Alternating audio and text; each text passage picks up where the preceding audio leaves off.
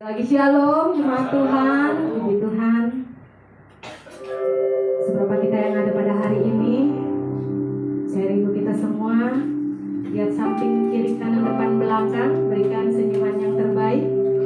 Kita beri satu sama lain dengan salaman, berjabat tangan. Kita sama-sama mengatakan Tuhan Yesus baik. Amin, haleluya. Kita ada hari ini bukan karena kuat dan gagah kita, bukan karena kebaikan kita, tapi kita percaya semua karena kebaikan Tuhan. Puji Tuhan, sebelum kita masuk dalam hadirat Tuhan, dalam ibadah kita, sejenak saya undang jemaat Tuhan untuk bangkit berdiri. Kita mau berdoa.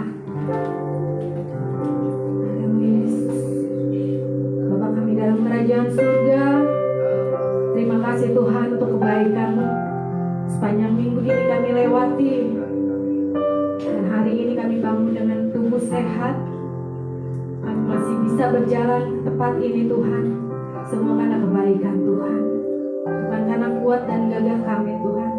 Untuk itu hari ini Tuhan, saat ini izinkan kami jemaat-Mu di tempat ini untuk menaikkan ucapan syukur kami Tuhan. Kami mau beribadah hanya kepada Engkau. Kami mau memuji dan menyembah Engkau Tuhan. Kami rindu menyenangkan hati-Mu saat ini Tuhan. Terima kasih Tuhan, sertai ibadah kami. Segala kuasa yang akan menghalangi kami menikmati berkat Tuhan, yang akan mengganggu konsentrasi kami untuk merasakan hadirat Tuhan, untuk menikmati hadirat Tuhan, saat ini kami mau bersatu hati. Kami patahkan hancurkan hanya di dalam nama Yesus. Biar hanya kuasa Tuhan yang melingkupi kami semua di tempat ini Tuhan. Kami siap untuk memuji dan menyembah Engkau lebih lagi Tuhan. Hanya di dalam satu nama kami berdoa dan mengucap syukur. Semua kita katakan amin. Doa dulu jemaat Tuhan, kemuliaan Tuhan kita. Kita percaya kita hidup hari ini karena anugerah Tuhan. Kita mau bersyukur kepada Tuhan. Saat ini sejenak kita mau tundukkan kepala di hadapan hadirat Tuhan. Kita renungkan kebaikan Tuhan. Haleluya Yesus, terima kasih untuk kebaikan-Mu Tuhan. Engkau begitu baik dalam hidup kami. Hari lepas hari kami lewati Tuhan. Engkau adalah Allah yang setia dalam hidup kami. Sekalipun kadang kami tidak setia Tuhan, sekalipun kadang kami melupakan Engkau Tuhan, tapi Engkau tidak pernah meninggalkan kami. Ajak kami untuk selalu bersyukur Tuhan untuk setiap kebaikan Tuhan yang sudah kami alami Tuhan. Haleluya Yesus, terima kasih Tuhan.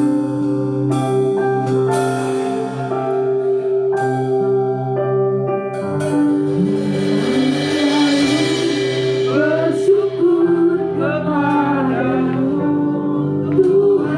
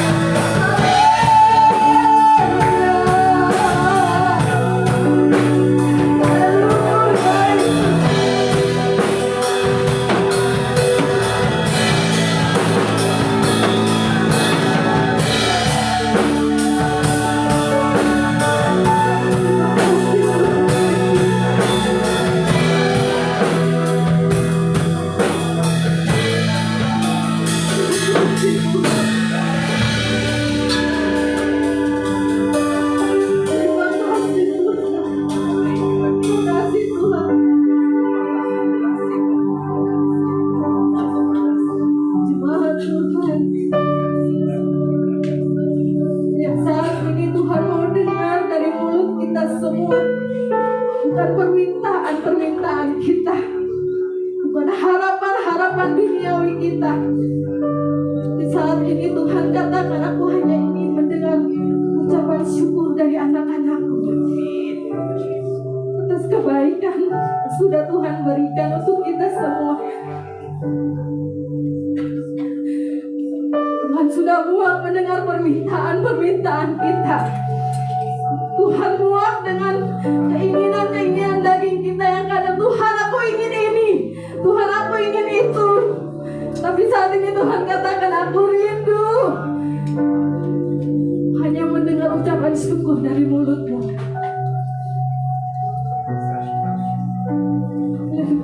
Terima kasih Tuhan. Terima kasih Tuhan. Terima kasih. Haleluya. Katakan haleluya, haleluya. Terima kasih Tuhan.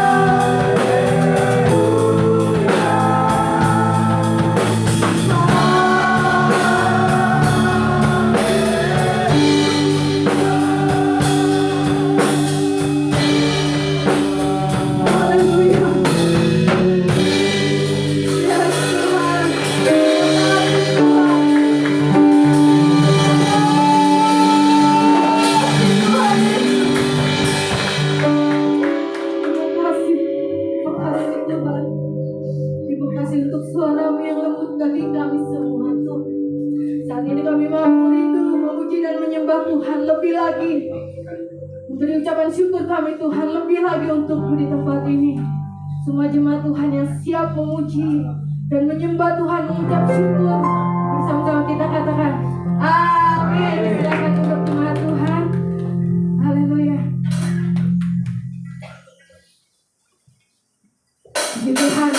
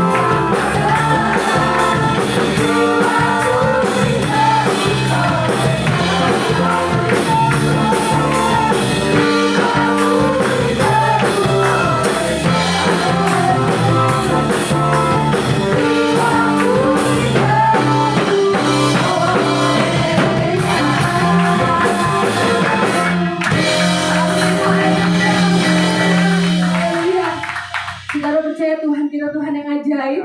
Amin. Haleluya. Kita angkat satu pujian lagi.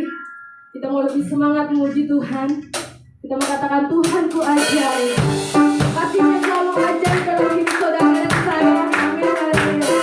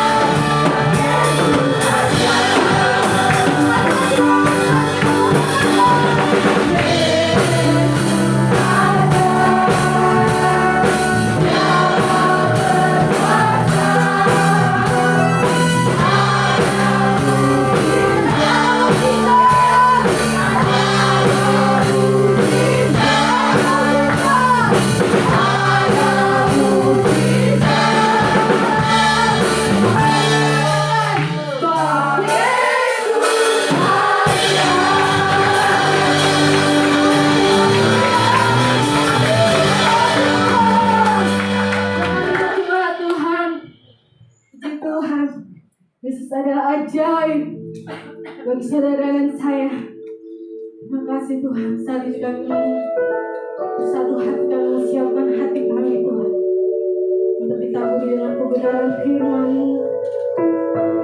Kami mengatakan kami rindu sabda-Mu Tuhan.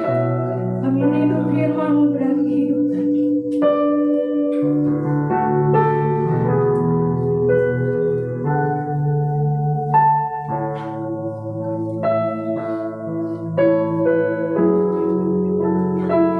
Kasih Tuhan Yesus. Haleluya.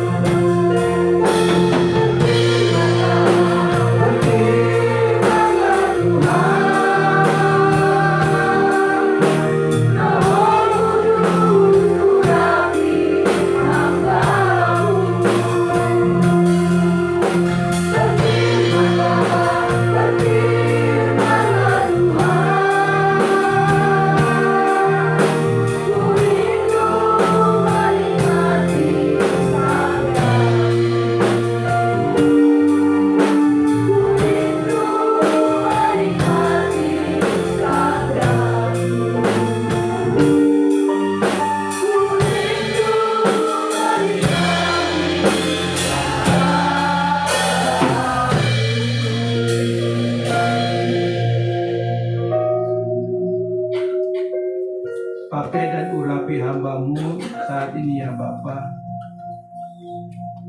Kuduskan, sucikan hamba-Mu ini oleh kuasa darah Yesus, sehingga hamba layak menjadi alat yang daripada Engkau. Selain Kau menguduskan hamba-Mu ini ya Bapa, kuduskan juga semua jemaat-Mu di tempat ini, sehingga mereka juga layak menerima firman-Mu. Sebab tanpa kekudusan yang daripada Engkau, firman itu tidak akan pernah ada di dalam hati kami. Tanpa kekudusan yang daripada Engkau, benih firman itu tidak akan hidup, bertumbuh, berakar, dan berbuah. Hanya karena kekudusan yang daripada Engkau saja, firman itu menjadi pohon iman dalam hidup kami, akan menghasilkan buah. Kami sadar Bapa, setiap pribadi kami satu persatu, dan kami harus tahu, dan memang kami harus terima fakta ini, bahwa natur daging kami tidak suka firman Tuhan. Natur daging kami membenci firman. Natur daging kami menolak firman. Natur daging kami tidak nyaman dengan firman. Natur daging kami betul-betul tertutup untuk firman Tuhan. Oleh sebab itu pada pagi ini ya Bapa, sekali lagi meminta urapi hamba-Mu, urapi jemaat-Mu di tempat ini.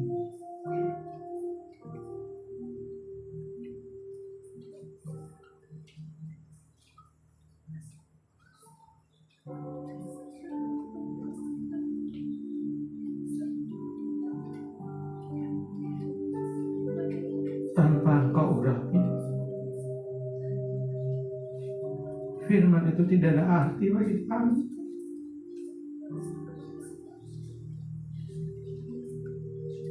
Hanya huruf-huruf mati yang tertulis dalam pikiran kami saja. Kami perlu diurapi Tuhan. Layakan kami.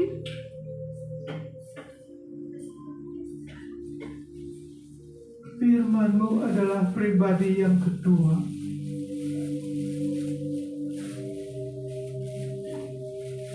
Roh Kudus, tolong kami, ampuni akan semua dosa-dosa dan kesalahan kami. Sebab kami mau mengakui hidup kami tidak lepas dari jatuh dalam dosa. Kami sadar itu. Sebab itu Bapa, ampuni juga akan dosa dan kesalahan kami. Dan kami percaya kuasa darah Yesuslah yang mengampuni dosa dan kesalahan kami dan menyucikan kami dan melayakkan kami untuk menerima firman yang kudus dan suci. Roh Kudus, kuasai setiap kami pribadi. Tutup bungkus Bapa ibadah ini oleh kuasa darah Yesus, sehingga segala nasi roh jahat dalam bentuk apapun juga tidak akan menculik benih firman itu. Engkau hadir ada bersama kami. Kami menghormati, kami menghargai. Engkau ada dalam ibadah ini. Korabasi kata karabasanana takara. Setepi karamasi kata karabalabala. Kuriala masina pakorama takasi kata karamasi kata kara. Haleluya, haleluya. Kau ada, kau hadir Bapa.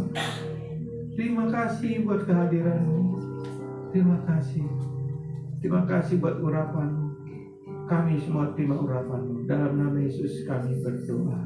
Amin. Shalom, silakan berdiri dulu.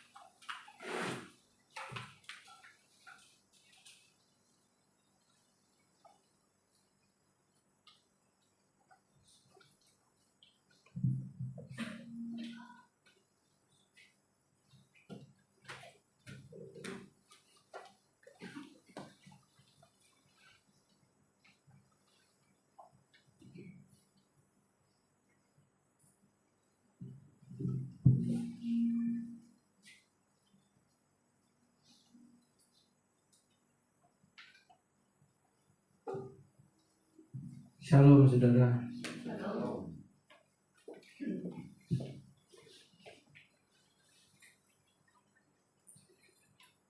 Saya pribadi sangat merasakan hadirat Tuhan begitu kuat.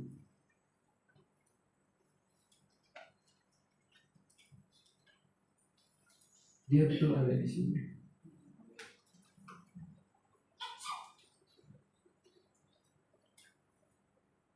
Dia mengasihi kita.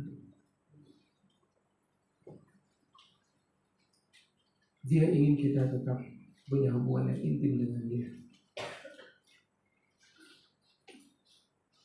Kita akan lanjutkan seri khotbah saya yang kelima dari Keluaran pasal 20 ayat yang ketiga, itu hukum pertama yang berbunyi, jangan ada padamu Allah lain di hadapanku. Jangan ada padamu Allah lain di hadapanku.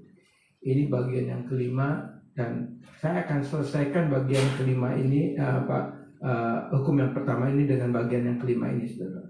Karena sebetulnya masih ada 3-4 lagi bagi seri, saudara, tapi terlalu panjang. Saya habisi sampai ke bagian yang kelima ini saja. Nanti di minggu depan kita akan masuk ke hukum yang kedua, yaitu ayat 4, 5, dan 6. Ya, hukum yang kedua itu jangan ada jangan membuat patung dan lain sebagainya. Dan bagian yang kelima dari Keluaran pasal 20 ayat 3 ini, temanya adalah mengenal Allah yang benar. Mengenal Allah yang benar. Saudara, ayat ini jelas sekali berkata, jangan ada padamu ilah lain atau berhala di hadapanku. Berarti saudara dan saya diminta untuk kita kenal hanya satu Allah saja. Dan memang Alkitab mencatat di seluruh alam semesta ini cuma ada satu Allah, tidak ada Allah lain. Sebetulnya Allah lain atau ilah lain itu hanya ciptaan atau manipulasi daripada roh-roh jahat atau daripada iblis. Sehingga muncul Allah ini, dewa ini, dan lain sebagainya. Sebetulnya itu ciptaan daripada roh-roh jahat atau ciptaan daripada Lucifer, daripada iblis dan pengikutnya. Dia menciptakan Allah lain agar manusia yang jatuh dalam dosa menyembah Allah lain itu. Termasuk bangsa Israel saat itu ketika mereka hidup 430 tahun di tanah Mesir, mereka tidak lagi menyembah Allah yang benar. Mereka menyembah Allah lain, dewa-dewi yang yang disembah juga oleh bangsa Mesir, kerajaan daripada kerajaan Firaun, saudara. Jadi bangsa Israel pun jatuh dalam dosa penyembahan berhala. Nah, maka dari itu di ayat yang ketiga ini Tuhan katakan di hukum yang pertama dia berkata, jangan ada padamu Allah lain di hadapanku. Sebab Tuhan tahu latar belakang historis daripada rakyat Mesir, umat Israel, di mana mereka jatuh dalam penyembahan berhala ketika mereka ada di Mesir. Walaupun ya di sebagian besar juga, di sebagian setengah atau sebagian kecil daripada bangsa Israel masih mengenal Allahnya Abraham, Ishak, dan Yakub. Tapi faktanya ketika mereka mengenal Allah Abraham, Ishak, dan Yakub, tapi faktanya dalam kehidupan sehari-hari mereka juga terlibat dalam penyembahan berhala. Perhatikan sekali lagi, saudara. Mereka mengenal Allahnya nenek moyang mereka, Abraham, Ishak, dan Yakub. Mereka tahu. Tapi mereka juga terjebak dan terikat dengan penyembahan berhala. Jadi mereka untuk mendua hati dalam hidupnya. Maka dari itu hukum yang pertama Allah tegaskan, jangan ada padamu Allah lain dan hadapanku. Lalu bagaimana hubungannya dengan saudara dan saya dengan ayat ini, dengan hukum yang pertama ini? Apakah ada juga seperti itu, saudara? Saudara, penyembahan berhala, ilah-ilah, Allah lain, itu juga bisa mewarnai hidup saudara dan saya, bisa mempengaruhi hidup saudara dan saya. Ketika kita terikat dengan segala sesuatu, terikat dengan hal-hal yang sifatnya duniawi atau sifatnya kedagingan, itu udah termasuk jangan menyembah Allah lain. Kalau saya jelaskan secara spesifikasinya, saudara. Keterikatan juga itu penyembahan berhala. Keterikatan juga bicara itu Allah lain di dalam kehidupan saudara dan saya. Nggak ada bedanya, saudara. Nanti kita akan lihat selanjutnya, saudara. Nah, saudara yang kasih dalam Tuhan, bicara mengenal Allah yang benar. Kalau kita lihat sejarahnya bangsa Israel yang mendengar 10 perintah Allah ini, mereka mendengar langsung Allah berbicara tentang 10 hukum Allah ini. Mereka mendengar. Tapi mereka mendengar dengan suara gemuruh seperti kilat halilintar. Mereka ketakutan. Jadi mereka adalah salah satu saksi mata angkatan pertama bangsa Israel yang keluar dari Mesir. Saksi pertama untuk mendengar Allah berfirman dengan 10 hukum ini. Tapi faktanya kita tahu mereka semua binasa di padang gurun. Lalu angkatan kedua, kalau kita lihat lagi di Ulangan, di mana hukum-hukum Allah dibacakan lagi, diulang lagi di kitab Ulangan untuk angkatan kedua, bangsa Israel masuk tanah perjanjian. Mereka pun dengar itu, tapi faktanya apa? Mereka pun berpaling dari Allah yang benar kepada Allah lain yang menurut selera kedagingan mereka. Saudara, selera kedagingan kita kadang-kadang lebih mendominasi hidup kita. Dan kadang-kadang kalau kita mau jujur, kita lebih banyak menuruti selera kedagingan kita daripada kehendak Allah. Itu pun udah berhala, saudara. Dan kalau kita juga para rasul, selama 3 tahun setengah mereka bersama Yesus. Apakah mereka tidak tahu Yesus adalah anak Allah? Apakah mereka tidak tahu bahwa Yesus adalah inkarnasi daripada Allah? Secara audible, secara relasi dengan Allah di dalam Yesus, mereka bicara 3 tahun setengah, mereka menerima pengajaran siapa Yesus dan lain sebagainya, dan itu sangat jelas sekali kalau kita baca di Matius, Markus, Lukas, dan Yohanes. Tapi faktanya apa? Mereka mengenal Yesus. Tapi ketika Yesus disalibkan, kalau sudah baca di dalam Matius pasal 26 ayat 56, semuanya meninggalkan Yesus. Padahal mereka kenal Yesus.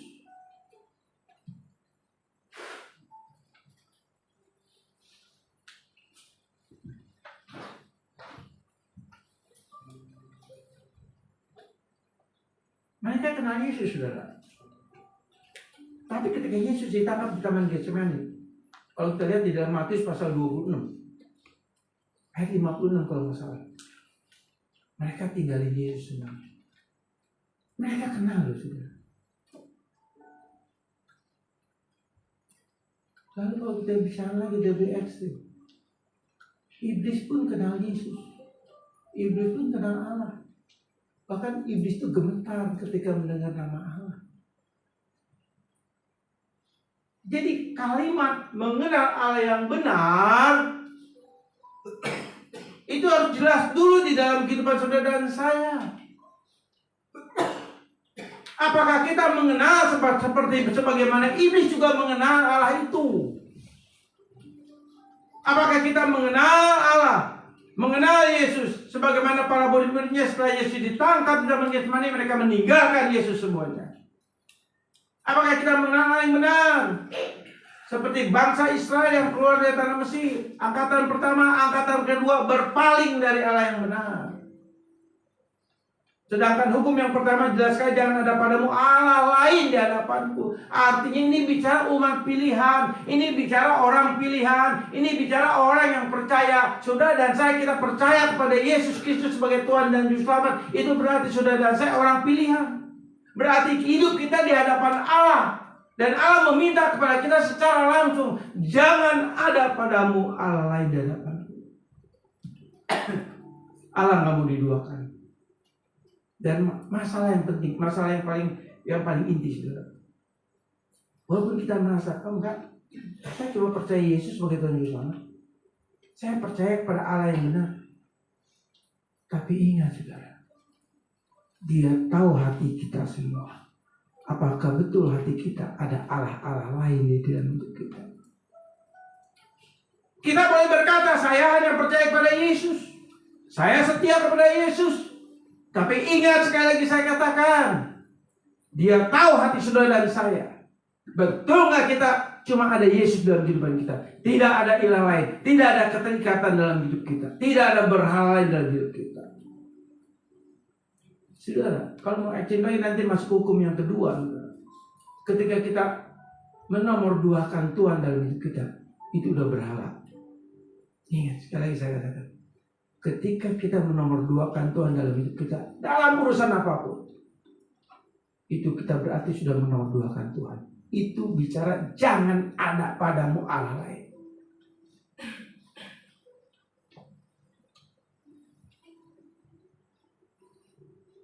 Jadi kita harus pahami, saudara. Kita boleh berkata saya setia, saya kenal Yesus, saya tahu firman, saya melayani. Tapi dia nggak bisa dibohongi. Dia tahu seluruh isi hati kita, seluruh kehidupan kita, seluruh aktivitas kita, 1 hari 24 jam, 1 menit 60 detik. Dia tahu kita transparan di hadapan Dia. Nggak ada yang bisa kita sembunyikan. Betul nggak hati kita hanya ada Yesus? Atau hati kita ada yang lain? Itu berhala. Ngeri, saudara. Ngeri.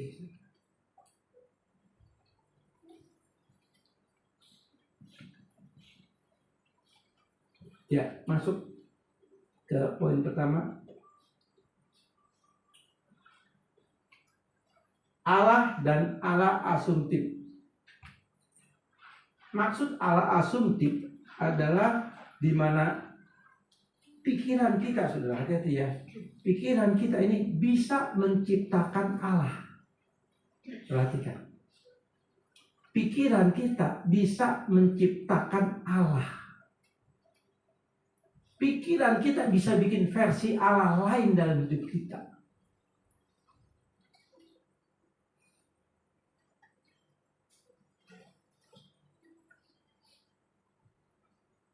Nanti saya jelasin. Kenapa pikiran kita bisa menciptakan Allah lain selain Allah yang benar itu? Ketika saudara dan saya menjadikan satu sosok Allah atau pribadi Yesus sebagai pribadi yang bisa kita atur dengan doa kita, pribadi yang kita jadikan Yesus adalah Yesus yang kita ciptakan menurut imajinasi kita, atau kita dapat pengajaran-pengajaran yang salah. Seperti salah satunya, seringkali tanpa sadar kita memanipulatif Allah, memanipulatif dengan doa kita kepada Tuhan. Kita mengatur Dia. Contoh, kita minta Tuhan berkati saya, salah? Enggak. Sakit, Tuhan sembuhkan saya, salah? Enggak. Tuhan, saya banyak masalah, punya masalah keuangan, masalah hutang, masalah ini dan itu. Tuhan tolong saya. Sampai berpuasa. Mungkin ada saudara yang puasa 3 hari atau 40 hari, seminggu. Ada pergumulan dengan masalah. Apakah salah? Tidak salah.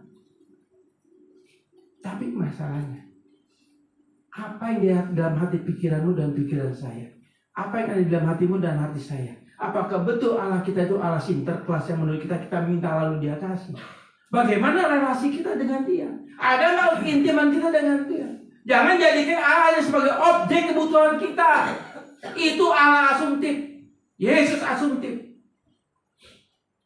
Karena kita jujur, banyak sekali pengajaran-pengajaran yang saat ini, apalagi ada YouTube dan sebagainya, sangat-sangat banyak sekali.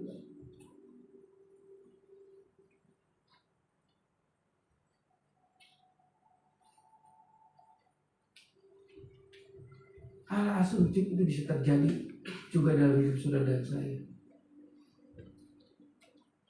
Karena mengenal Allah yang benar, bukannya sebagian daripada berkatnya. Allah yang mujizat betul, Allah pemberkat betul, Allah penyembuh betul. Tapi kalau kita cuma hanya melihat satu sisi daripada kuasa kebaikan Allah, lalu sisi lain kita tidak kenal, tidak intim, tidak taat, itu berarti kita menciptakan Allah asumtif, Allah versi kita. Dan itulah Allah versi dosa. Allah nggak mau. Sehingga dia katakan, jangan ada padaku Allah lain di hadapan. Jangan ada padamu Allah lain di hadapan.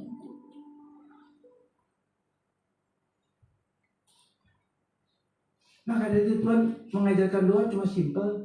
Kalau kita baca dalam Matius pasal 6 dalam doa Bapa kami, berilah kami pada hari ini makanan yang cukupnya. Hari ini, enggak seminggu, enggak sebulan, enggak setahun. Hari ini. Lalu dia ajarkan apa? Biar kehendakmu yang jadi 2 poin yang harus menjadi inti doa kita.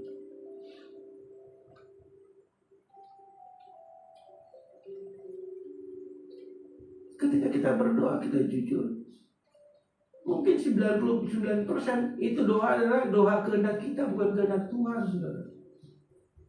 Nah itu juga kita jadikan Allah yang asumtif. Lalu boleh nggak sih kita minta Tuhan sembuhkan, Tuhan tolong saya, Tuhan berkati saya? Boleh, tidak salah dan tidak dosa. Tapi kalau satu sisi saja sudah menjadikan Allah versi saudara dengan Allah penyembuh, Allah penuh berkat dan sebagainya, tapi satu sisi lagi saudara nggak menolak keilahian Allah, kedaulatan Allah, rencana Allah, firman Allah, itu Allah asumtif. Nangkep nggak begitu? Nangkep ya? Jadi artinya apa? Kalau kita mengenal Allah, kita harus mengenal seutuhnya. Saudara kalau beli buah misalnya tapi memang sekarang udah modern saudara ya. Kalau beli buah di supermarket bisa beli pepaya separoh, betul nggak? Iya kan? Saya juga suka beli yang separoh gitu kan, karena hemat gitu kan, kadang setahun nggak habis. Tapi kalau saudara beli separoh, lalu kata kasihnya bayar full, bayar utuh, mau nggak? Kenapa? Kenapa Bu? Hah? Kenapa? Ya rugi. Memang itu orang Kristen pintar. Enggak salah, betul. Tapi kita protes kan? Protes nggak? Loh, ini kok notanya utuh? Kan saya beli separuh. Nah, itulah kita. Tuhan minta kita kenal Dia seutuhnya. Tapi kita mau ambil separuh. Yang nolak siapa? Kita apa Tuhan? Jawab sendiri. Ya. Nangkap nggak sampai sini saudara? Nangkap ya? Ini masih panjang sudah, masih 2 jam lagi saudara. Amin. Pasti kita semangat kan? Gereja yang berpusat kepada Kristus memiliki tanggung jawab agar jemaatnya secara pribadi mengenal Allah yang benar. Di gereja ini, saudara, gereja Kristus sejati ini, saya selalu mengajarkan, baik saya, Pak Hendi, Pak Tono, ya, Ibu Panjaitan, ya, kami mengajarkan, kami punya tanggung jawab terhadap jemaat di tempat ini untuk membawa jemaat kenal Allah yang benar, Allah yang utuh. Bukan separuh, bukan Allah penuh mujizat, ini bla bla bla bla. Yang separuh kita nggak mau terima, enggak. Ini kita sodorkan Allah yang utuh supaya mengenal keutuhan Allah. Dan mengenal keutuhan Allah kita hanya bisa lihat dari Alkitab. Nah, ini kita bisa mengenal Dia seutuhnya dari sini. Jangan dari YouTube, jangan cuma dari khotbah. Mending kalau khotbahnya benar. Kalau khotbahnya nggak benar gimana? Halo, tapi kalau kita mengenal ini seutuhnya, kita tidak membagi Allah itu menjadi setengah bagian atau 1/4 atau 3/4. Kita utuh, kita terima Dia. Nangkep ya? Di sini ada PA, saudara.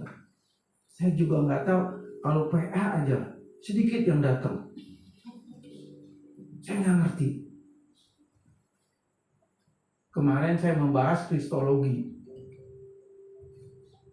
Dan di dalam kristologi itu saya bicara tentang salib Kristus. Sebab kristologi pusatnya kepada salib Kristus. Lalu di situ tentu saudara semua pasti, saya yakin saudara punya TikTok lah ya, punya ya. Lagi viral sekarang kan Edis TV dengan siapa tuh? Bombon apa? Siapa tuh? Ya pokoknya lagi viral tentang Yesus. Kata Edis TV kan Yesus disalibkan karena memang itu rencana iblis, ya kan? Lalu ada yang bilang lagi Yesus disalibkan rencana Allah. Yang mana yang benar? Nah mungkin yang ikut PA kemarin udah tahu tuh, udah pintar saudara. Yang nggak ikut PA nanti tanya sama yang ikut PA. Saya nggak mau jelasin sini, waktu yang ada. Doi dia supaya ngerti saudara. Kalau sudah nggak ngerti, wah ini pusat iman Kristen ini salib. Nggak ada yang lain. Kalau sudah nggak ngerti itu bahaya saudara. Ya. Nanti tanya sama yang PA. Kalau tanya saya bayar lagi saudara. Gereja yang berpusat kepada Kristus memiliki tanggung jawab agar jemaatnya secara pribadi mengenal Allah yang benar.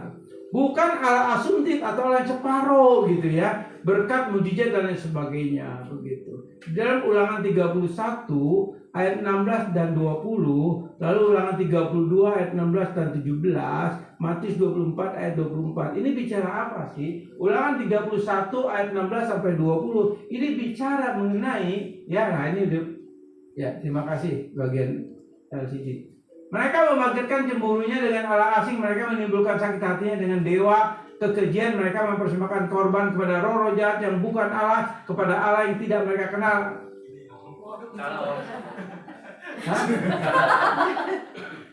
Salah masukin om. Ini yang benar om. Jadi gini saudara, saya nggak perlu baca ya, nanti sudah baca aja. Ini kepanjangan sudah waktu saya habis.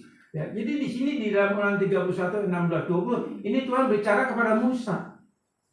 Tuhan katakan gini, Musa, sebelum angkatan kedua ini masuk tanah perjanjian, ini udah masuk 40 tahun di padang gurun, udah melewati 40 tahun ya. Gitu. Sebelum angkatan kedua masuk tanah perjanjian, sampaikan aku, jadi Tuhan buat lagu saudara, buat lagu. Lagu itu harus direnungkan, harus dinyanyikan oleh bangsa Israel angkatan kedua kalau mereka masuk tanah perjanjian. Dan lagu itu lagu yang gak enak saudara. Lagunya gak enak kenapa? Lagu itu mengingatkan kepada bangsa Israel, kalau kamu masuk tanah perjanjian, ya betul kamu memang akan menyembah Allah yang benar, Allah Abraham, Ishak dan Yakub. Tapi pada faktanya di satu saat kamu akan berpaling dan kamu akan menyembah kembali kepada berhala. Itu dikatakan seperti itu saudara. Jadi lagu itu menjadi peringatan saudara. Dan Allah sudah tahu bahwa bangsa Israel angkatan kedua ini akan jatuh lagi dalam penyembahan berhala. Karena dia berdaulat, dia maha tahu. Jadi sebelum mereka jatuh dalam penyembahan berhala, Allah sudah katakan kamu jatuh dalam penyembahan berhala. Kenapa? Karena hidup bangsa Israel, hidup saudara dan saya ada di tangan Tuhan, ada di hati Tuhan, ada dalam rencana Tuhan. Yang seperti waktu lalu saya katakan, kedepannya sebentar kalau kita pulang dari gereja ini, sebentar kita ketemu siapa, mau bicara apa, melakukan apa, kegiatan apa yang terjadi, dia udah tahu itu semua saudara. Dia udah tahu. Sebagaimana bangsa Israel angkatan kedua, kamu nanti di tanah perjanjian akan jatuh kembali menyembah berhala. Dan itu Alkitab mencatat saudara. Di dalam kitab Hakim-Hakim, setelah kitab Yosua, ya, Yosua meninggal lalu masuk ke kitab Hakim-Hakim. Nah, di dalam kitab Hakim-Hakim, semua bangsa Israel berpaling kembali menyembah berhala. Menyembah berhala. Terus jatuh bangun menyembah berhala. Kenapa bisa seperti itu terjadi, saudara? Yang tadi saya katakan, pikiran kita ini liar, pikiran kita ini jahat, saudara. Tanpa pikiran kita mengenal kebenaran firman yang suci dan kudus, akan terus terkontaminasi dengan dosa. Dan dosa yang mengkontaminasi pikiran kita terus akan menciptakan Allah-Allah lain dalam hidup kita, versi-versi dosa. Seperti itu, saudara. Ya lanjut.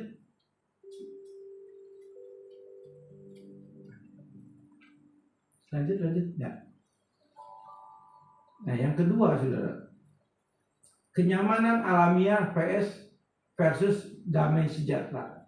Gereja yang berpusat kepada Kristus berani membongkar kenyamanan daging, ya, atau narsisistik jemaatnya, agar jemaat siap sangkal diri. Tanpa ini tidak akan bisa mengenal pusat iman. Maksudnya tidak akan bisa mengenal Allah yang benar seutuhnya, seperti itu. Tanpa ini tidak akan bisa mengenal pusat iman atau Allah yang sebenarnya, Allah yang sebenarnya. Sebab kenyamanan alamiah atau keinginan daging berlawanan dengan 10 hukum Allah.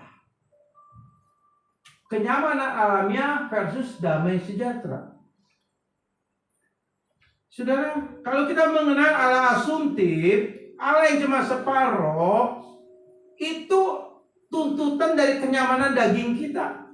Dan memang kenyamanan daging kita ini, keinginan daging kita ingin mengatur Allah menurut pola pikirnya sendiri, pola pikir manusiawi ini. Dan kita berpikir, dan dosa itu selalu menciptakan bagaimana saya mengatur Allah dalam hidup saya, bagaimana saya mengatur Allah dengan keinginan-keinginan saya, bagaimana saya mengatur Allah dengan doa-doa saya.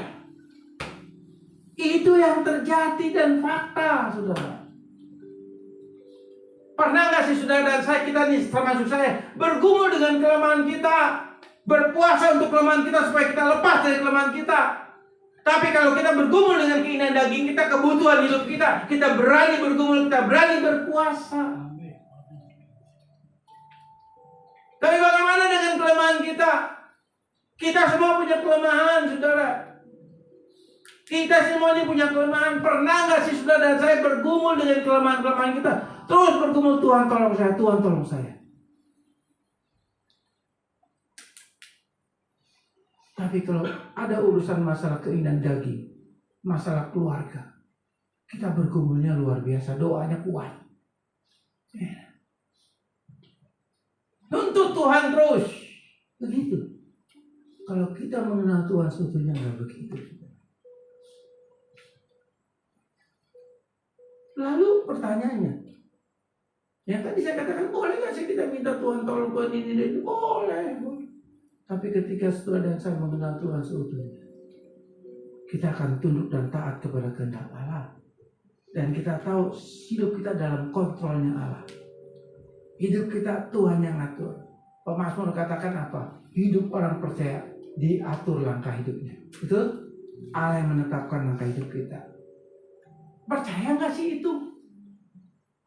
Halo? Dan Roma 8 ayat 14 ayat 16 firman Tuhan katakan apa? Hidup orang benar dipimpin Roh Allah. Percaya kita dipimpin Roh Allah. Kalau Roh Allah memimpin hidup kita, menyertai kita, menuntun kita langkah kita setiap hari, kenapa kita harus takut? Kenapa kita harus khawatir? Kenapa kita masih bertanya, Tuhan di mana Engkau? Kalau kita percaya tubuh kita bait Allah, kalau kita percaya tubuh ini rumahnya Tuhan, berarti ada Roh Allah, ada Allah Tritunggal tinggal di dalam natural kita. Berarti di mana kita berada, Dia ada bersama kita. Nah, kalau Dia bersama kita, mungkin nggak Dia membiarkan kita sendiri? Nggak akan pernah terjadi. Tapi masalahnya seringkali saudara, pertolongan Tuhan terhambat, mujizat Tuhan terhambat. Kenapa? Karena saudara menciptakan Allah menurut versi dosa saudara, pikiran saudara sendiri. Ini hati-hati. Tapi kalau sudah dari saya mengenal Dia seutuhnya, kita tahu semua dalam kontrol Allah, semua dalam rencana Allah.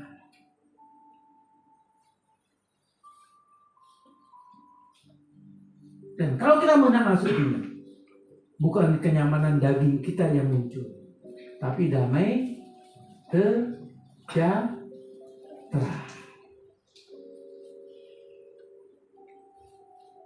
Lukas 12 ayat 16-21 firman Tuhan ini katakan begini, saudara. Enggak usah dibuka lah kelamaan ya.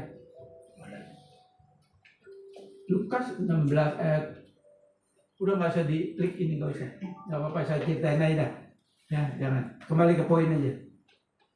Lukas 12 ayat 16-22 ini bicara tentang orang kaya yang habis panen raya, sehingga dia bingung nih, apa hasil panennya udah nggak muat. Wah, saya harus bikin gudang baru supaya hasil panennya muat. Supaya hasil panennya muat, dia bikin gudang-gudang baru. nimbun harta, nimbun kekayaan boleh, nggak apa-apa. Dan Tuhan juga ingin kaya kok. Saya juga pengen kaya, saudara. Nah, artinya apa? Ini bicara mengenai perumpamaan yang Tuhan berikan, perumpamaan bahwa si kaya raya ini hasil panen melimpah, dan HP gudang yang anggur, dia bikin lagi gudang, dia bikin gudang lagi. Lalu dia berkata kepada jiwanya apa? Hai jiwaku, sekarang tenanglah engkau, karena semua makanan sudah tersedia. Ini kenyamanan dah. Kita butuh nggak itu? Butuh beli beras, beli minyak, beli ini dan itu. Salah? Enggak salah, saudara. Tapi ketika hati saudara dan saya, ketika iman saudara dalam tanda kutip beriman, berserah hanya kepada fasilitas yang ada, itu dosa. Itu kenyamanan daging. Itu Allah lain yang dapat di dalam kehidupan saudara dan saya. Jadi kita bersandar kepada fasilitas yang ada, bersandar kepada kekayaan yang ada. Tuhan nggak mau itu, saudara. Dan akhirnya apa di dalam Lukas 12:16-21? Tuhan katakan apa? Pada malam tiba, aku akan ambil nyawamu, jiwamu. Bisa apa? Bisa tolong tuh harta yang begitu banyak. Halo? Nggak bisa. Tapi kalau sudah dan saya menerima Allah seutuhnya, hidup kita terjamin.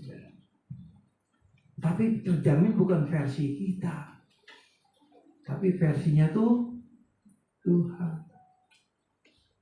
Lalu yang kedua, 2 Samuel 11 ayat 1-5. Ini bicara siapa sih? Ini bicara mengenai Daud.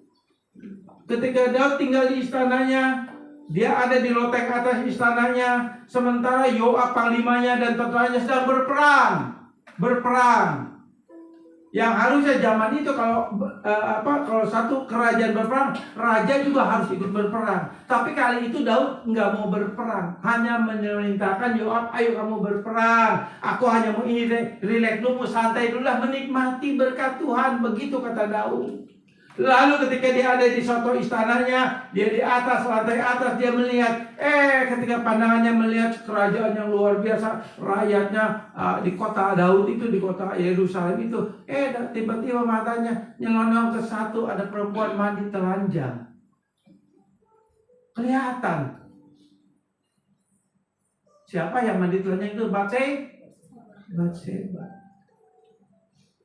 Ketika Daud menikmati kenyamanan dagingnya di soto rumahnya, di soto istananya, tiba-tiba matanya tertuju kepada satu wanita yang sedang mandi. Akhirnya apa? Daud katakan apa kepada pengurusnya, kepada pelayannya? Itu siapa sih perempuan yang mandi? Oh, istrinya Uria. Suaminya lagi berperang, kan Tuhan yang suruh berperang. Sudah datang ke istana. Begitu kan ceritanya, betul nggak? Akhirnya apa? Terjadi tuh hubungan suami istri. Hamil. Ya karena berkali-kali, saudara.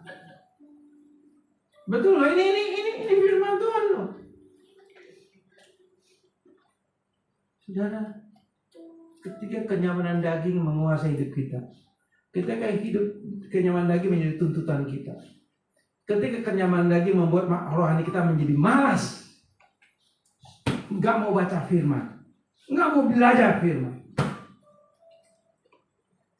sudah harus tahu ada peluang iblis masuk ke dalam hidupmu. Dia bisa pakai apa saja, bisa pakai waktumu, bisa pakai uangmu, bisa pakai apa saja untuk iblis masuk dalam hidupmu, membuat kamu jatuh dalam dosa sebagaimana Daud. Ketika engkau nyaman dengan kedaginganmu, ketika engkau merasa puas dengan kedaginganmu.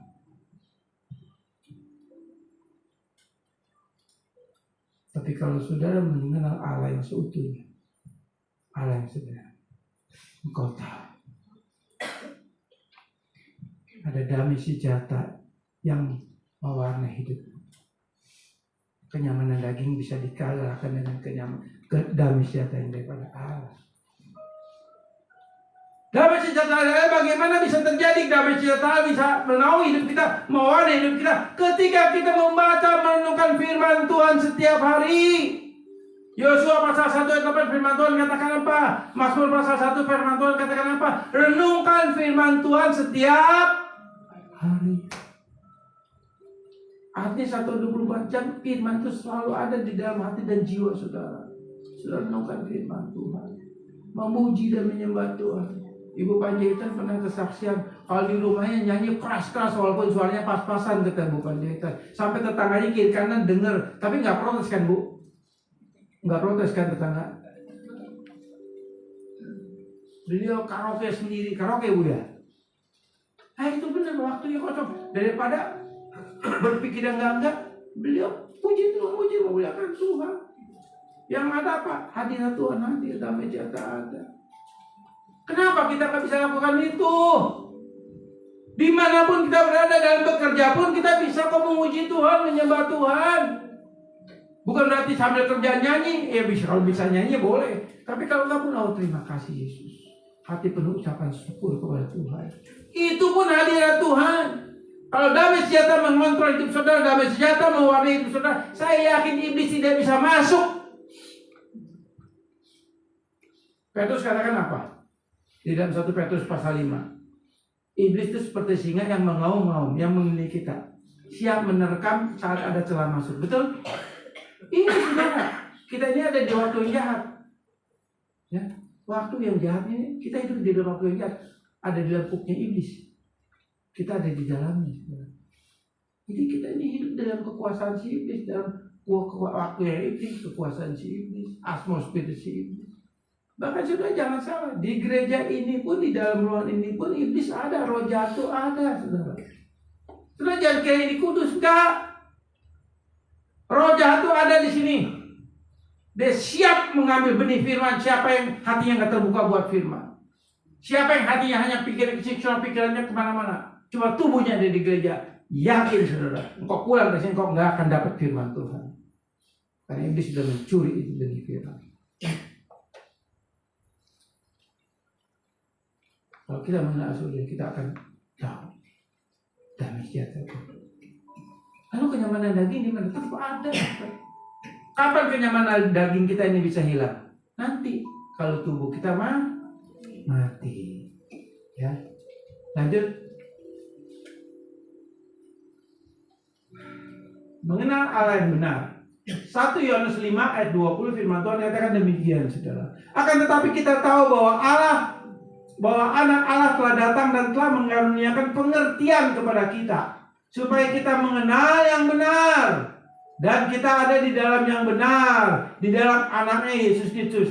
Dia adalah Allah yang benar dan hidup yang kekal. Jadi 1 Yohanes pasal 5 ayat 20 ini menjelaskan tentang mengenal Allah yang benar itu seperti apa, saudara.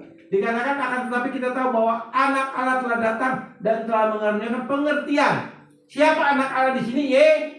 Yesus. Yesus Kristus lah. Lewat Yesus kita bisa mengenal Allah yang benar. Lewat iman kepada Yesus Kristus kita bisa mengenal 10 hukum Allah. Lewat Yesus Kristus kita bisa mengenal segala kehendak dan rencana Allah dalam hidup kita. Lewat Yesus Kristus itu juga kita bisa tahu seutuhnya siapa Allah yang benar. Dan dikatakan di situ bahwa Yesus akan mengaruniakan pengertian. Kata pengertian dalam bahasa asli disebut itu diaonia. Dianoia ini artinya pikiran, ya. Dianoia ini artinya pikiran. Artinya dia memberikan satu pikiran, ya. Pikiran di sini apa? Pikiran untuk mengenal, ya. Dikatakan pikiran untuk mengenal. Mengenal di sini ginosko. Artinya ini ginos ini dari hasil belajar firman Tuhan. Sebab tanpa saudara dan saya belajar firman Tuhan, kita nggak bisa mengenal yang benar. Hanya lewat sini kita bisa mengenal siapa Yesus Kristus, siapa Allah yang benar itu.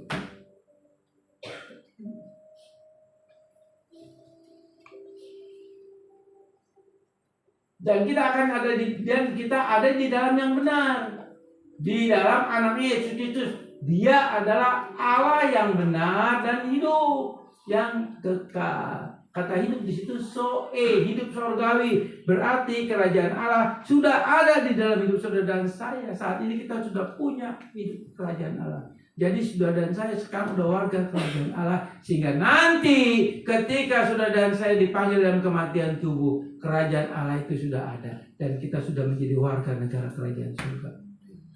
Jadi kerajaan surga itu bukan nanti di sana saja, di sini pun kita sudah punya. Ada ya,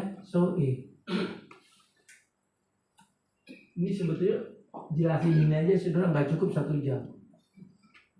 Dan 1 jam banyak yang batuk lagi saudara. Dari batuk lagi. Nggak ada kebesekan itu kebesekan. Habis makan tapi nggak nawarin saya jadi kebesekan. Oke lanjut. Hubungan hukum ke-1 dan dengan hukum kedua dan sampai 10. Jadi gini saudara, jangan ada padamu Allah lain di hadapanku. Nah itu kunci untuk kita masuk nanti ke hukum kedua sampai hukum ke-10. Kalau hukum pertama ini kita nggak ngerti, hukum pertama kita ini tidak bisa mengenal Allah yang benar seutuhnya, hukum kedua sampai 10 kita nggak akan ngerti. Hanya sebagai pengetahuan kognitifnya aja. Nggak ada punya pengertian yang rohani. Jadi hukum pertama jangan ada padamu Allah lain di hadapanku. Ini mengingatkan supaya kita masuk nanti hukum yang kedua, ketiga sampai ke-10 kita bisa ngerti bagaimana hukum kedua, ketiga, keempat korelasi sampai hukum ke-10. Kuncinya di dalam hukum yang pertama. Istrinya gini, saudara. Hukum yang pertama ini istilahnya ya, hukum yang pertama ini kalau kayak mobil itu kunci mobil lah gitu. Kalau saudara nggak punya kunci mobil, mau masuk ke mobil yang kuncinya nggak ada, bisa nggak masuk mobil? Nggak bisa, dirusak, betul nggak akan bisa hidup. Tapi kalau saudara punya kunci mobilnya, saudara masuk, lalu saudara bisa menikmati fasilitas mobil ini. Itu benar nggak? Nah kuncinya ayat 1, hukum yang pertama, ayat yang ketiga. Jangan ada padamu Allah, baru kita nanti masuk hukum kedua, ketiga, keempat, kelima, sampai ke-10. Jadi kuncinya hukum yang pertama, mengenal Allah yang benar. Sebab hukum pertama sampai hukum ke-10 itu pusatnya kepada Allah yang benar. Ya, oke? Nah ini kan pusatnya menjadi dasar dari 9 perintah ini tanpa ayat 1 hukum kedua sampai tidak punya nilai kekal atau nilai profan, hanya menjadi pengetahuan baik dan jahat. Nah di dalam Kejadian 2 ayat 17, Kejadian 3 ayat 1 sampai 3, bagaimana Kejadian 2 ayat 17 Allah berfirman kepada Adam dan Hawa, jangan kamu makan buah pengetahuan yang baik dan jahat, kalau kamu makan kamu akan mati. Itu Kejadian 2 ayat 17. Lalu Kejadian 3 ayat 1 sampai 13, bagaimana itu kronologis tentang Adam dan Hawa jatuh dalam makan buah pengetahuan yang baik dan jahat. Jadi artinya gini saudara, artinya moral profan ini sebetulnya bukan P ya, F ya, profan ini P mesti F ya. Salah ketik sudah. Tidak ada nilai kekal, artinya perbuatan baik sebaik-baiknya apapun itu tetap adalah perbuatan baik yang lahir dari dosa, dan perbuatan baik yang diciptakan oleh dosa. Dosa pun bisa menciptakan perbuatan yang baik. Itu ada Kejadian 2:17, Kejadian 3:1 sampai 13 ini lama sudah. Tapi ini saya berharap nanti saudara iseng-iseng baca lagi rumah lah. Tapi saya pesimis sudah. Saya pesimis saudara baca ini Kejadian 2:17, Kejadian 3 sampai 13. Saya pesimis saudara. Rasanya ya mungkin 1-2 orang kali baca ya. Kalau Pak Tono pasti baca lah, nggak baca keterlaluan beliau. Bu Panjaitan baca, kalau nggak baca keterlaluan Bu Panjaitan. Tapi yang lain gimana? Pak Yono baca lah. Karena saya pernah loh berapa kali ke showroomnya, selalu di meja showroomnya selain ada kalkulator ada Alkitab. Tapi ya benar, ya pasti kan dia baca dong. Ada kita di meja showroomnya ada. Jadi kalkulator buat ngitung mobil, untungnya cuannya berapa gitu kan Pak ya. Tapi di sampingnya ada Alkitab. Berarti apa? Beliau baca setiap ada di showroom. Sering ngitung-ngitung cuan.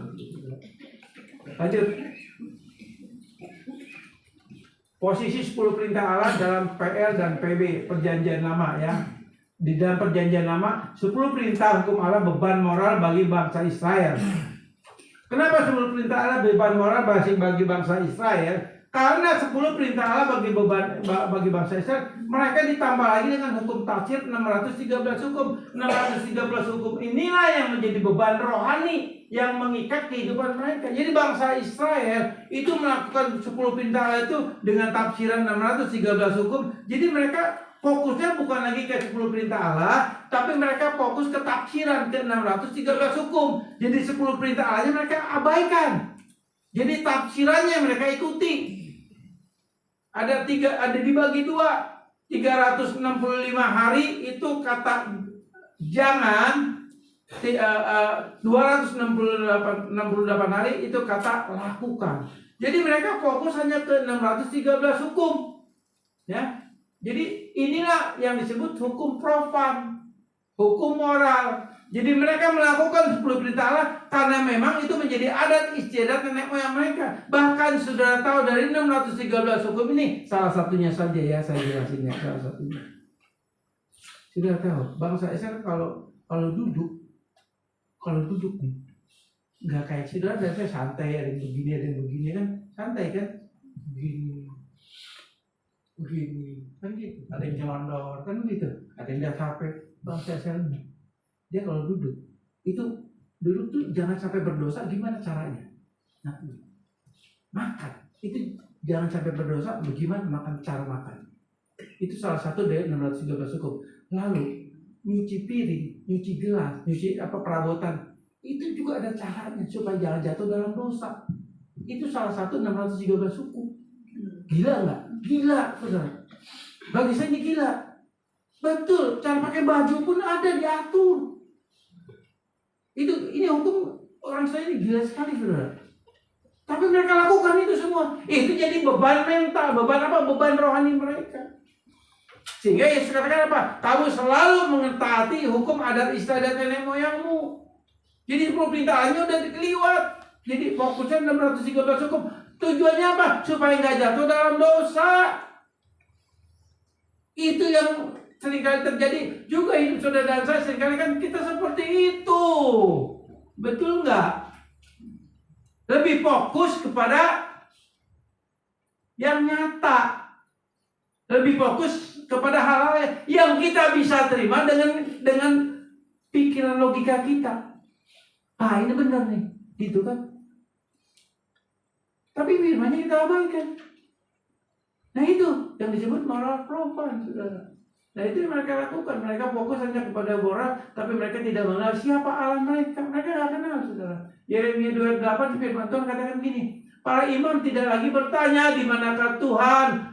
Orang-orang yang melaksanakan hukum tidak mengenal aku lagi. Dan para gembala mendurhaka terhadap aku. Para nabi bernubuat demi Baal. Mereka mengikuti apa yang tidak berguna. Yesaya 29:13 firman Tuhan katakan gini, dan Tuhan telah berfirman, oleh karena bangsa ini datang mendekat dengan mulutnya dan memuliakan aku dengan bibirnya, padahal hatinya menjauh daripadaku dan ibadahnya kepadaku hanya perintah manusia yang dihafalkan. Nampak sudah? Tiap minggu kita ibadah di sini. Lalu pertanyaannya, apakah ibadah ini hanya sebagai rutinitas kita? Kegiatan gereja kita? Ya kan? Jadi kita boleh di sini lagi memuji Tuhan, memuliakan Tuhan, semua dulu fokus dengan firman Tuhan, tapi faktanya saudara, hatinya jauh daripada Tuhan. Kenapa? Karena kita tidak kenal Dia Allah yang seutuhnya. Ya. Yohanes 5 ayat 37 sampai 47 saya nggak bacakan, nanti sudah baca di rumah sendiri. Lanjut. Perjanjian baru ya, jadi hukum 10 perintah dari perjanjian baru. 10 perintah dalam hukum anugerah, Roma 8 ayat 3, bukan beban moral lagi tapi kesukaan dan cinta akan hukum Allah. Lukas 8 ayat 15 firman Tuhan katakan gini, saudara, yang jatuh di tanah yang baik ialah orang yang setelah mendengar firman itu menyimpannya dalam hati yang baik dan mengeluarkan buahnya dalam ketekunan, ya kan? Yang jatuh di tanah yang baik itu ialah orang yang setelah mendengar firman itu menyimpan dalam hatinya yang baik dan mengeluarkan buah dalam ketekunan. Jadi maksudnya apa? 10 hukum Allah ini adalah 10 hukum moral yang suci dan kudus. Artinya apa? Kalau kita nangkep dan kita mengerti ayat yang pertama, ayat yang ketiga, jangan ada padamu Allah di hadapanku, lalu masuk ayat kedua, ketiga, keempat sampai ke 10, kita akan paham, kita akan mengerti, dan itu menjadi satu kesukaan buat kita, menjadi satu anugerah buat kita. Jadi berarti firman Allah atau hukum 10 perintah Allah adalah hukum anugerah buat saudara dan saya. Ini anugerah dimana kalau saudara sudah menerima kasih Allah, kebaikan Allah, menerima Yesus Kristus sebagai Tuhan dan Juru Selamat kita, dan kita sudah menerima anugerah keselamatan yang pasti di dalam Yesus Kristus Tuhan, pasti kita menjadi pelaku firman dalam hidup kita. Dan pelaku firman itu adalah salah satu hukum moral yang tertulis di dalam 10 perintah Allah atau 10 hukum Allah. Yang jatuh di tanah yang baik ialah orang yang mendengar firman itu. Kata mendengar di sini disebut dalam bahasa asli disebut ako, u. Dalam bahasa Yunaninya u. Jadi apa ako? Kata ako itu kata dipakai dalam kata mengenai kata dunia hukum dalam zaman Yunani kuno, zaman Romawi. Jadi kata ako adalah kata hukum. Jadi kata-kata aku ini kata yang dipakai oleh para penasehat, para advokat, para hakim, para jaksa saat itu. Ketika mereka dengar kesaksian terdakwa atau saksi yang ditampilkan, yang dihadirkan, mereka tuh mendengar, mempelajari, itu aku. Ini sama, kata ini juga artinya itu. Artinya apa? Ketika saudara saya mendengar firman Tuhan, mempelajari, mencatat, dan mengulang kembali, mempelajari lagi. Masalahnya sekarang, betul nggak saudara udah mendengar gini, mencatat, lalu mempelajari lagi, dengar lagi, simak lagi? Itu kata aku yang ditulis di kata Lukas 8 ayat 15 setelah mendengar. Aku artinya saudara mendengar, mencatat, mempelajari kembali. Itu kata aku yang ditulis di dalam Lukas 8 ayat 15 ini.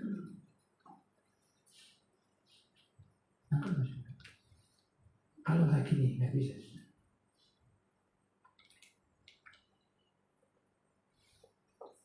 Ya saya berharap saudara, kita ada YouTube-nya saudara. Nanti di YouTube saudara bisa ulang lagi. Yang mungkin materinya terlalu berat, saya minta maaf saudara. Karena ini kejar waktu saudara, kejar tayang saudara.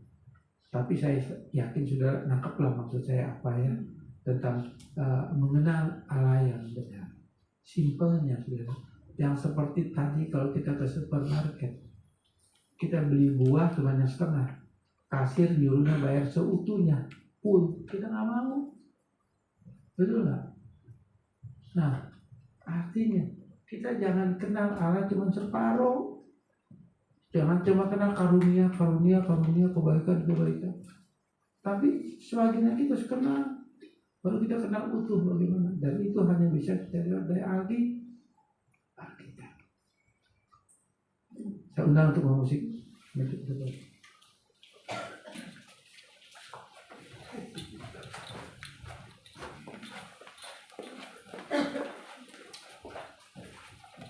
Saudara, kita akan nyanyikan lagu nah, kita nyanyikan lagu Dina sekali lagi ya. Kurindu sabdamu, kurindu firmanmu. Jadi menjadi satu deklarasi kita kepada Tuhan, satu bentuk kita siap untuk merespon firman Tuhan. Dan saya percaya Roh Kudus akan tolong kita semua. Sebab tanpa Dia kita tidak akan bisa memahami untuk mengenal Allah yang benar seutuhnya. Hanya lewat Dia kita bisa mengenal Allah yang benar seutuhnya.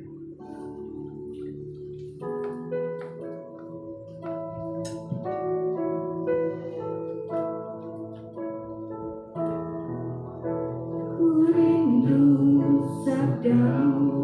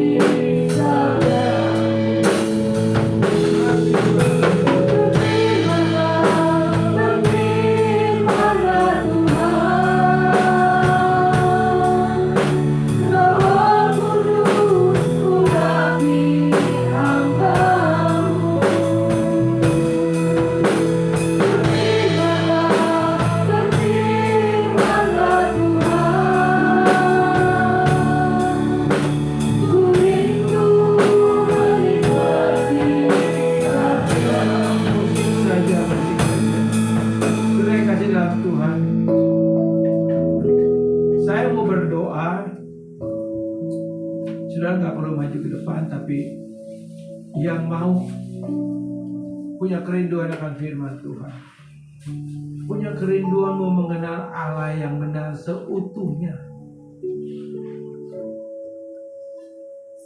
Cukup tanganmu yang kanan taruh di dadamu saja.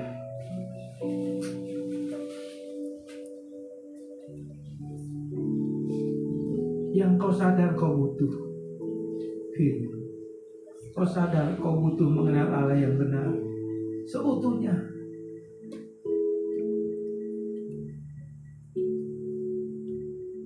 Saya mau berdoa. Taruh di tangan kananmu di dadamu. Kurabasi kata karabasi teke karabasi. Bapa, Engkau melihat anak-anakmu. Mereka punya kerinduan. Mereka mau mengenal Engkau seutuhnya. Sebab itu, aku berdoa sebagai gembala yang mempercayakan tempat ini. Hamba tidak ingin satupun jemaat di tempat ini binasa. Memang ingin mereka semua adalah gandum-gandummu ya Bapa. Memang ingin mereka mengenal Engkau seutuhnya. Sehingga tidak ada lagi kebimbangan, tidak ada lagi abu-abu, samar-samar mengenal Engkau. Semua jelas di hadapan hati mereka, di dalam hidup mereka. Sebab itu pada pagi dan siang ini Roh Kudus tolong Kau mengurapi mereka satu persatu. Urapi mereka. Urapi mereka, urapi. Jamah hati mereka, jamah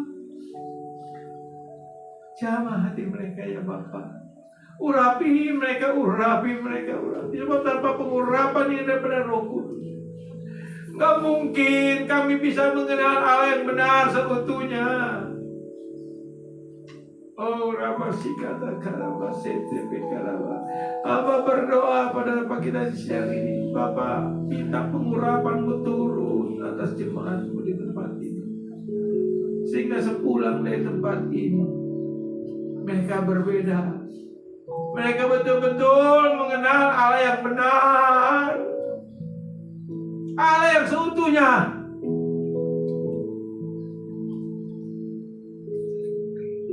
Dan hamba percaya Engkau akan mengubah hidup mereka. Kalau Engkau sudah mengubah hidup mereka, hamba percaya juga apa yang menjadi pergumulan mereka, apa yang menjadi kebutuhan hidup mereka, Engkau akan cukupi Bapa. Engkau akan buktikan bahwa Engkau Allah yang benar dalam hidup mereka. Sehingga yang memerintah jiwa mereka bukan lagi kenyamanan daging mereka, tapi damai sejahtera yang daripada Engkau. Saudara, kita nyanyikan lagu ini sebagai bentuk ucapan syukur, sebagai bentuk komitmen kita kepada Tuhan. Katakan Tuhan,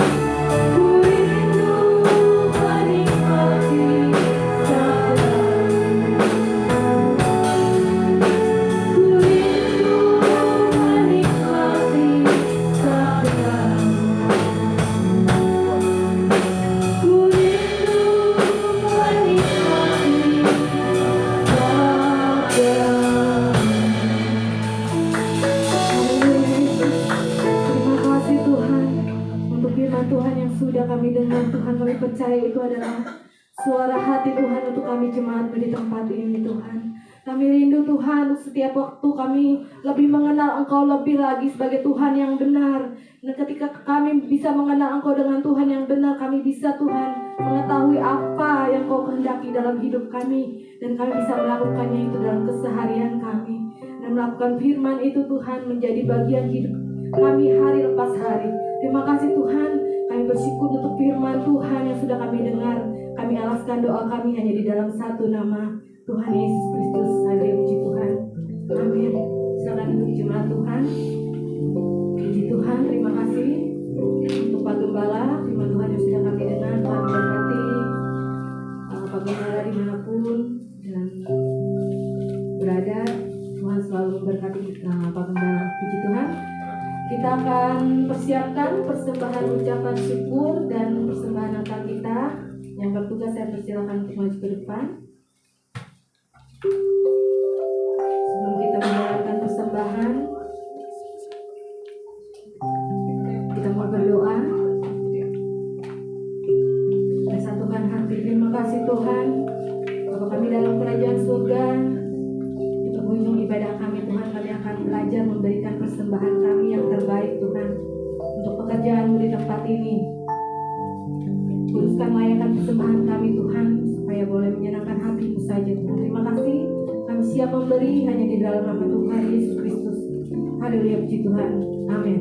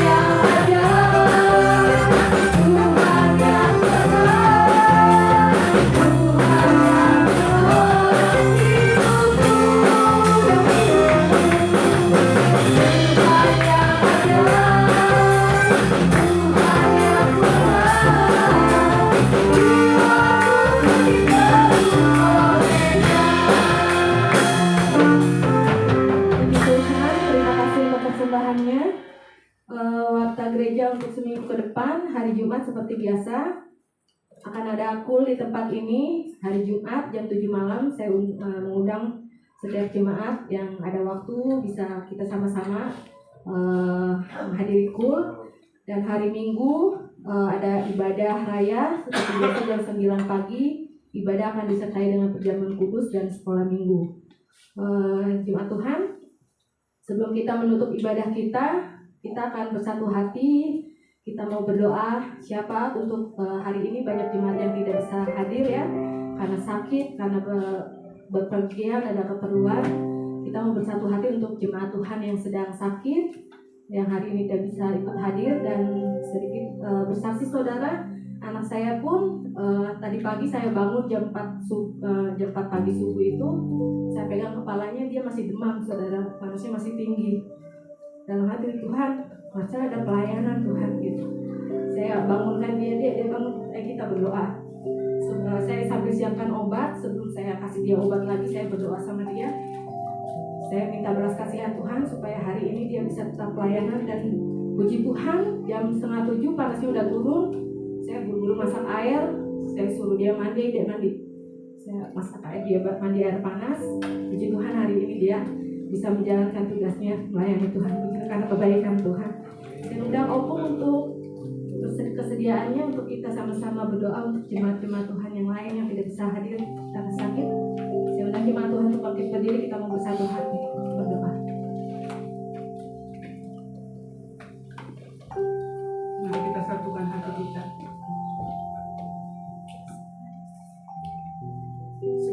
hormat hanya bagi-Mu ya Tuhan, sebab hanya Engkau lah Allah yang layak kami puji dan kami sembah. Hanya Engkau satu-satu Allah, Allah kami Tuhan, yang kami tinggikan di dalam kehidupan kami. Kami bersyukur ya Tuhan buat saat ini Tuhan, kalau kami boleh ada dalam hadirat-Mu, kami boleh memuji menyembah Engkau, bahkan kami boleh mendengarkan sabda-Mu saat ini Tuhan. Itu karena kemurahan-Mu Bapa, bukan karena kehebatan kami Bapa, tapi semuanya karena kebaikan-Mu yang Kau berikan dalam kehidupan kami. Kami sangat bersyukur buat waktu yang indah ini Tuhan. Biarlah Tuhan setiap kami jemaat-Mu di tempat ini Tuhan tetap setia kepada Tuhan, beribadah dengan sungguh-sungguh kepada Engkau ya Tuhan, sehingga di saat kami datang tidak sama kami pulang Tuhan, tapi kami pulang membawa berkat yang luar biasa yang daripada Engkau. Bapa, terima kasih Tuhan. Kami bersyukur Tuhan buat apa yang telah Engkau berikan dalam kehidupan kami Tuhan. Kami percaya Tuhan, di saat kami senantiasa bersyukur kepada Tuhan, apapun yang kami alami dalam kehidupan ini Tuhan, Engkau senang dengan ucapan syukur kami Tuhan. Di saat kami susah, di saat kami lemah, di saat kondisi kami yang sangat terpuruk sekalipun Tuhan, ajar kami itu kami senantiasa bersyukur kepada Engkau. Jangan di saat kami senang kami bersyukur ya Tuhan. Orang yang tidak mengenal Engkau pun bisa melakukan itu Tuhan. Tetapi di saat hal-hal yang tidak enak terjadi dalam kehidupan kami, di saat kami sangat lemah, di saat kami tidak berdaya Tuhan, tidak tahu harus berbuat apa, disitulah kami datang bersyukur kepada Tuhan dan senantiasa menyerahkan segala sesuatunya ke dalam tangan-Mu. Ajar kami bersyukur Tuhan, karena dengan ucapan syukur itu Engkau disenangkan Tuhan. Dengan ucapan syukur itu kami pun merasa dilegakan Tuhan. Ada damai sejahtera dalam kehidupan kami Bapa. Untuk itu biarlah jemaat-Mu senantiasa memiliki Tuhan rasa syukur yang luar biasa kepada Engkau Tuhan. Setiap saat Tuhan, setiap detik ucapan syukur itu ada di dalam bibir mulut kami dan di dalam hati kami. Terima kasih Bapa. Kami juga bersyukur Tuhan buat kebenaran firman-Mu yang kami terima siang hari ini Tuhan. Terima kasih Bapa. Betapa sayangnya Engkau kepada kami Tuhan. Betapa Engkau mengasihi kami Bapa. Betapa Engkau ingin kami mengenal Engkau secara utuh Tuhan. Bapa, terima kasih Tuhan buat pelajaran yang begitu luar biasa.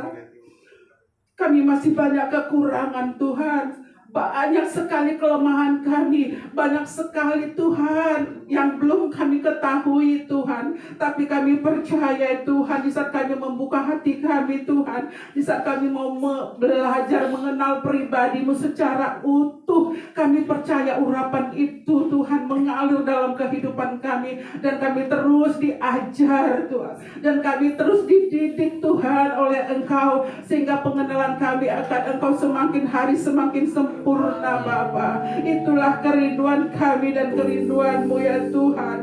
Biarlah kehendak-Mu jadi atas kami ya Bapa. Kami rindu untuk mengenal pribadi-Mu. Kami rindu menjadi anak-anak-Mu yang taat dan setia ya Tuhan. Jadikan kami murid-murid yang setia Bapa. Jadikan kami murid-murid yang tangguh Tuhan, sehingga Tuhan, pengenalan kami akan Engkau tidak sia-sia.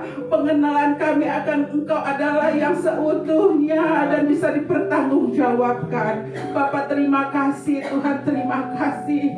Kami rindu setiap jemaat di tempat ini bisa bertumbuh bersama-sama. Kami rindu Bapa, jemaat-Mu di tempat ini semakin dewasa Bapa, sehingga kami sama-sama dewasa dalam kerohanian kami ya Bapa. Sama-sama bertumbuh dalam kerohanian kami di tempat ini ya Bapa. Berkati hamba-Mu sebagai gembala kami di tempat ini ya Tuhan.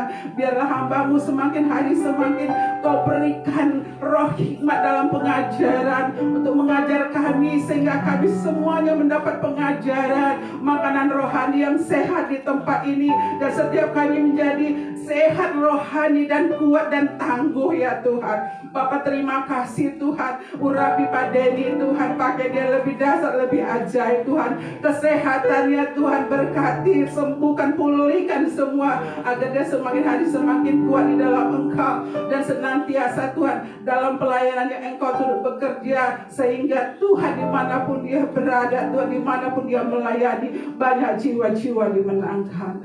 Bapak terima kasih, secara khusus kami mau berdoa Tuhan buat jemaat-Mu yang akhir-akhir ini banyak yang sakit Tuhan. Kami berdoa Bapak, sampai tidak menyebutkan namanya satu persatu karena Engkau lebih tahu Tuhan. Kami serahkan mereka semua ke dalam tangan-Mu Tuhan. Biarlah belas kasih-Mu turun Tuhan. Belas kasih-Mu turun buat jemaat-Mu yang sakit ya Tuhan. Belas kasih-Mu turun Tuhan. Biar semuanya mereka sembuh pulih. Kuasa darah-Mu yang menyembuhkan mereka semua Tuhan, agar mereka sehat, sempurna kembali dapat beraktivitas ya Tuhan. Bapak kami percaya Tuhan, yang sakit hari-hari ini Tuhan, kalau itu atas seizin-Mu Tuhan, kami percaya Tuhan ada rencana yang indah yang Kau siapkan bagi mereka Tuhan. Tapi kalau karena dosa kami, ampuni kami ya Tuhan. Ampuni dosa kami ya Bapa, agar kami semuanya sehat. Bapak ampuni segala kesalahan dan dosa kami. Tapi kalau itu karena serangan si jahat Tuhan, kami mau patahkan dalam nama Yesus, kami hancurkan kuasanya. Biarlah kuasa-Mu, darah-Mu melingkupi setiap saudara kami yang sakit Tuhan. Biar Engkau yang menguduskan mereka, mentahirkan mereka semua, sehingga mereka sehat kembali, tidak kurang satu apapun, dan dapat beribadah bersama-sama kami di tempat ini. Bapak tolong mereka semua Tuhan. Tolong mereka semua Bapak. Pulihkan mereka semua ya Bapak. Sehatkan tubuh mereka. Lalukan segala penyakit apapun itu bentuknya dalam nama Yesus. Sembuh dalam nama Yesus. Kami percaya Tuhan, belas kasih-Mu turun bagi saudara-saudara kami yang sedang sakit. Begitu juga saudara-saudara kami mungkin dalam berliburan atau ada kegiatan-kegiatan yang lain Tuhan, kami tidak tahu pasti apa kegiatan mereka, tapi kami serahkan semua ke dalam tangan kasih-Mu Bapak. Biar Engkau juga yang menyertai mereka Bapak. Engkau juga senantiasa yang turut campur tangan dalam kehidupan mereka. Apapun yang mereka lakukan, biarlah itu semua seturut dengan kehendak-Mu Bapak, semua seturut dengan rancangan-Mu ya Bapak, sehingga mendatangkan kebaikan di dalam kehidupan mereka. Bapak terima kasih Tuhan, kami serahkan jemaat Kristus sejati ini ke dalam tangan kasih-Mu Bapak. Biar urapan-Mu senantiasa Kau curahkan atas kami Tuhan, sehingga senantiasa kami tetap dalam keadaan sehat semuanya. Jauhkan kami dari sakit penyakit, tapi biarlah Kau berkati setiap kehidupan kami, untuk senantiasa kami lebih intim dengan Engkau, lebih erat dengan Engkau. Di saat kami benar-benar mengandalkan Engkau, di saat kami sungguh-sungguh lebih mencari wajah-Mu, maka disitulah berkat-berkat Tuhan dicurahkan atas kami Tuhan. Terima kasih Bapa, kami bersyukur buat kebaikan-Mu, buat kasih-Mu yang begitu luar biasa atas kami. Biarlah berkat yang daripada-Mu senantiasa melimpah di dalam kehidupan kami, terlebih berkat rohani Bapa. Dalam nama Yesus kami berdoa. Haleluya. Amin. Mari Bapak Ibu dikasihi Tuhan, kita akan mengakhiri ibadah kita. Kita arahkan hati kita kepada Tuhan dan jadilah saksi bagi Kristus. Terimalah berkat Tuhan. Kiranya damai sejahtera dari Allah Bapa melimpah di dalam hidupmu.